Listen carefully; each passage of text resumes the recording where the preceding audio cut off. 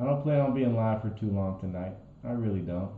Just plan on looking at some things. This week was it was a short one, and you had FOMC, and you got, it was really news oriented. So I didn't really do too much. I didn't really do too much, and that's the thing. Like sometimes you gotta learn to sit on your hands, man. You gotta learn to just sit on your hands. You gotta learn to be patient sometimes. Okay. I have huge respect for this guy. Hey, shout out to you, bro. Shout out to you, man. Shout out to you. But yeah, sometimes you just gotta be patient. You just gotta be patient. But we're gonna be looking at a few plays. Um, hopefully we find some bangers tonight. Hopefully we find some bangers tonight. I don't know if we will. I don't know if we will. I'm gonna be, I don't really want to look at the Qs or anything right now. The main thing for the Qs is that it just needs to stay above 725. Okay, these are the levels to just pay attention to. 725 breaks below 725. You then have 711, and really these are like daily time frames, or maybe even weeklies, right? But those are the main levels. Okay, like we are, and the funny thing is, we literally called the bottom. I don't know if some of you guys realize that, but um, if you've been paying attention to the live streams at all, like we literally called the bottom on this daily hidden bull divergence at around 686. Huge bounce. Now what I'm paying attention to is if it can stay above 725, because if it can stay above 725, the first target that you have is to 787, and then the second target is to 850. So there actually is some huge levels still on the cues, which is crazy. Okay, but the music is ending. The music is waning a little bit. Okay, let's not. It's waning just a little bit. They're turning it down just a little bit. Okay, but there's still a lot of money to be made regardless. All right, still a lot of money to be made regardless.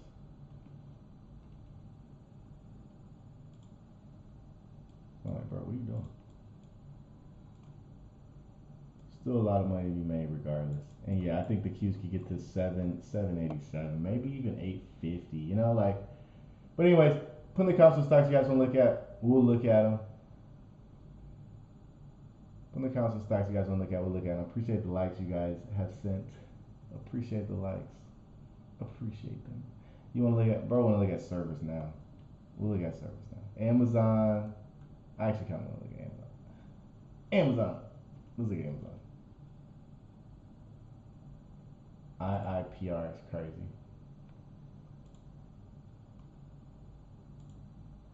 Um,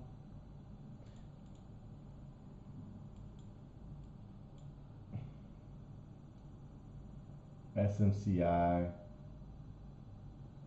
for Amazon. I actually like the dip at 229, and to be honest, now you're kind of getting greedy. Like if it got right here, and I'm not looking at roach contracts, right? Like I'm buying at a good price.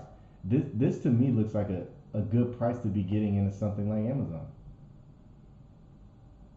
Now, it didn't hit that 229 level, so if you get some roach contracts, you probably could. But so you like if I'm looking at August or September 260s on Amazon, I think those could cook, mainly because you have Anthropic IPOing at a $1 billion, it'll probably, or no, $1 trillion market cap. I believe sometime in the fall. Okay, and Amazon owns almost 14. I think almost 20%. They own a lot. They own a lot of Anthropic, but I do like it here at 229. Um, now Now, if we're talking about levels that it needs to get above because it is in a downtrend, you need it above 243. It needs to get above. It needs to get above some certain levels before we can, start calling this back in a bull trend. 247. It rejected their heart earlier. So that's a few things that I'm paying attention to for Amazon. It's in a iffy place. And to be honest, I do think Amazon's gonna get another leg up. But to be honest, I think money rotation is happening in the broader markets. Like it's not happening in Mag Seven and these mega caps. What we're actually seeing is some of these smaller caps and mid caps are actually having better setups. They're actually getting the setups. Like we see Robinhood. We talked about Robinhood literally going at 200, and people said no. But Robinhood's gonna make its way to 200 plus.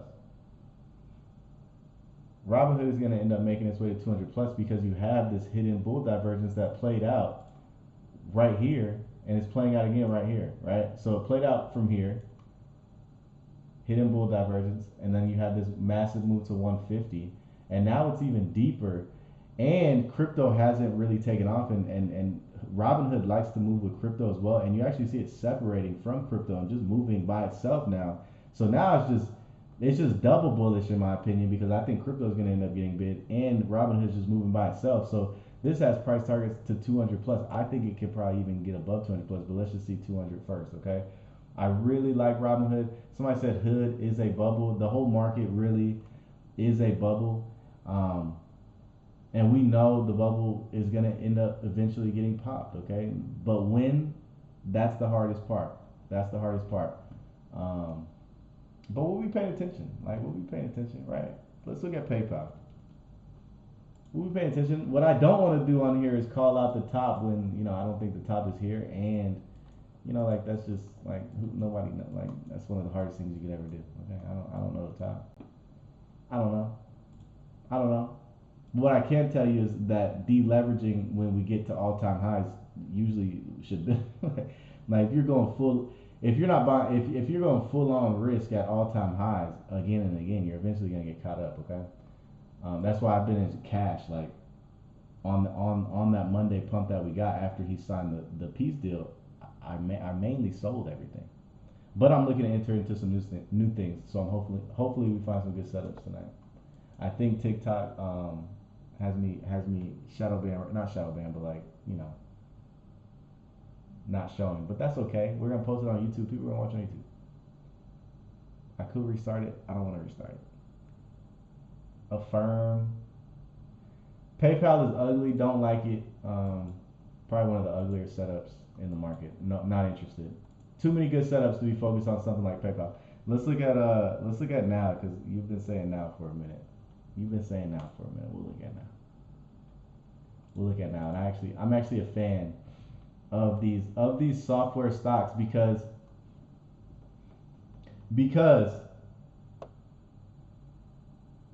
the market is not the market is very bullish, but these aren't that bullish just yet. But I think after what we just had right here, now we're getting a retest of all those levels.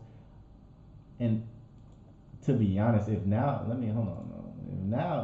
starts breaking down below here around $95, then to me like that signifies something deeper. Maybe software stocks are not the move. But as soon as we would need a couple weekly closes below 95 for me to say that. Until then, I think these are great dip buys, and you're getting a hidden monthly divergence, okay? And what do I tell you guys about the monthly divergences? That they take longer to play out. So you got that first move, but this is a monthly divergence. This could take place in 3 to 4 months, maybe 5 months. And the last time this happened was right here, right? This low from here to this low right here, and then you had this go from $68 all the way to $230, and now you have an even deeper one, right? So there's no way, me personally, to turn bullish right or to turn bearish right here. There's just no way. There's just no way to turn bearish. Why would So it's hidden monthly bull diverging. I think this move is gonna play out. The only way you can mess this up is if you get some roach contracts, okay? And you got to remember, this thing went from $100 to 137 in 4 days. So I don't know, like at the end of May. If we know euphoria is still coming, around the end of May was like the most euphoric time. I think really all of May. June, this month is kind of simmering down just a little bit, and you're kind of getting some chop and drops, etc. Because the rally from April to May was just insane. But that last month of May, we really saw what software I think is gonna do. Okay, and it was 4 days, and this thing went from 100 to 137. Okay. So if you're scared of some red, some dips, etc., this is not the market you want to be in. But I really like now. I think now like I said, is in a hidden monthly bull divergence. I think software is going to end up getting bid. I actually think software and productivity, and this is a productivity, which if we just think about software really and AI in general right now, productivity is actually the AI that we have right now, the AI that we can actually use right now. Like a lot of people, are focused on robots and space economies and yada yada yada. But the productivity things that we actually are able to use, like Adobe and AI, webcam changing like I don't know, like we could use that stuff right now. So I think productivity and crypto are going to end up being the last leg of this cycle, which I think we'll be able to see very clearly here soon. But I think now especially is like a buy the dip, not roach contracts, a buy the dip. Anyways, holding January 7th, 150. Yeah, you should be good. You should be good. You should be good. Like I said, I think this last leg is gonna be a software productivity, ways that we can implement AI right now instead of thinking of 5 to 10 to 30 years. RKLB's getting extremely max valued and you know space like service now is an AI thing that we can actually use. Customer service, they can hop on the AI line, AI agents, etc. So I think that stuff is actually usable right now. Anyways, let's move on. Put in the comments stocks you guys want to look at. We'll look at them. I'll look at a few more. Like I said, this is a short week, FOMC week, sit on hand type of week for me personally. Um, but yeah, Microsoft have some September calls. I like them. Bro, I want to look at DJT, Coin.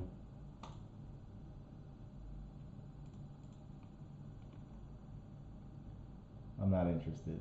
Um, Coin. Bitcoin is interesting because I actually think Bitcoin could get a final sweep, because if you look at it, it already has some max fear going on right now. If this pushes below 60K and starts inching lower, I think that sets the tone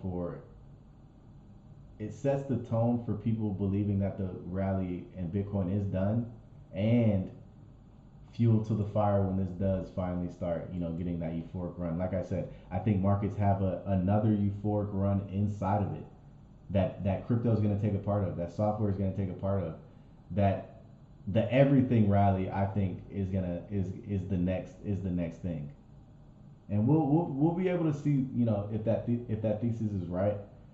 We usually have been right. The only thing I've been wrong on is actually crypto. Funny enough. So maybe we never get a pop up and this just goes straight down. And if it just goes straight down, you will never like if we just go straight down and the market goes into a recession, Bitcoin is going to $1,000. Don't even that's why I don't own any Bitcoin. I think Bitcoin is actually this is probably the worst thing you can own. But yeah, ain't no way Coinbase doesn't get paid back for that ballroom. Wait, what? Wait, what? Ain't no way Coinbase doesn't get paid back for that ballroom. They got a ballroom. What happened? But if we're looking at Coinbase, I actually think Coinbase this to me does not look like a bullish setup at all. Okay, and it looks like it actually hit let me see, hit the noir now. Like, yeah, it can't even close above where it needs to close above, which is 171. It can't even close above there. It actually had 3 wicks off of it for the past this entire week. Entire week. So don't be bullish on Coinbase until you get a close above 171 on a daily time frame. Um, this looks like it's actually ready to continue its move downwards. And like I said, I think Bitcoin could get a final sweep, a final um, bearish type of movement, final bear play down to maybe 54, 55K. Yeah, I think so. That's what I'm paying attention to for it. Um, yeah, that's what I'm paying attention to. And we'll be updated. Like, there's so many great plays still in the market. Coin donated to Trump ballroom. Ah, okay, okay. I don't think they're gonna get paid back yet. I think they get paid back. We still have. I think when stuff starts hitting the fan is around election time maybe. I don't know. I don't want to predict that far out, but I think summer is still gonna be hot. Right now we're just getting a brief little cool down period. And you gotta remember, like we're almost at all time highs. Um, the party starts above 725. You know, there's people wanting to be bearish right here. Meanwhile, we're putting in bullish daily divergences. Even a weekly, like we even put in a weekly bull divergence. So it's hard to be bullish, bearish right here, extremely bearish. What I'd like to see is actually we go back to all time highs and then we, maybe, something like that. I like something like that, but we'll have to see. I think, we'll have to see. SPY bounce tomorrow and drop more next week. That's what a lot of people think. I actually think we an all time high move would make sense. An all time high move would make sense. But that's why I'm sitting cash right now. Like it's kind of like we're not in this. We might just be in a chop area. That's why that's why right now is different than it was 2 months ago because we just did this. So now we pull back and this was a great dip by that I caught. But other than that, we bounce back up and right here is like I don't know, like we'll have to see. We'll have to see.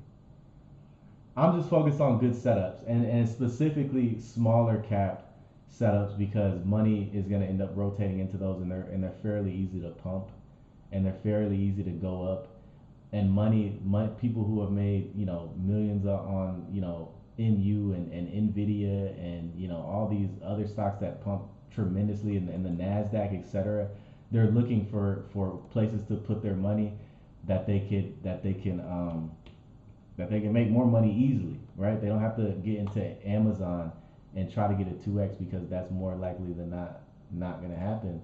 But IWM, I think actually, but now that I'm like, you know,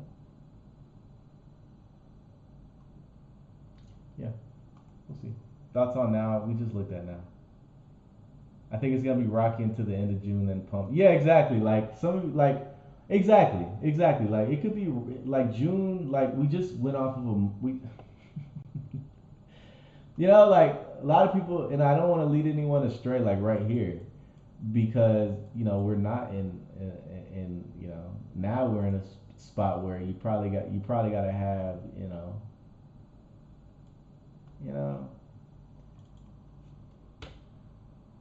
yeah, we'll see. We'll see. IONQ. Let's look at IONQ. I made some money on IONQ on Monday, but now it can't even hold above $56. It needs above $56. It's still hidden daily diverging. It actually is about to create another one, and until this is why levels are important as well. Until it can start trading back above 56 and really 62 is where you see we have that party starts level. So you're not, and you see where it rejected on Monday. This is where we sold on Monday. We there's a reason why we sold. I'm out. The party did not start, and we're actually not getting that many breakouts. If you guys have been paying attention, breakouts have actually been getting shorted currently. I'm not saying that's gonna be how it is, for the entirety, but short breakouts have been getting shorted. Um, but this is where the party starts above 62. So until this can get above 62, you shouldn't really be hoping for a huge move. The huge move will take place above 62. Um, and I'm gonna just take this time to educate just a little bit. And really, you want to gap above that $62 level. But you can see right here, right? And that $62 level may change if we get a newer low beyond this wick. But um, you see what happened when we got to 54. We gapped above 54, and then that's when it made its tremendous move, and it went to its first target. This would have been its first target, and we would have had that, and then the second target would have been $80. Didn't get there. then it dropped below the first target, you could have got out. But now what you have to pay attention to is, like I said, really 66.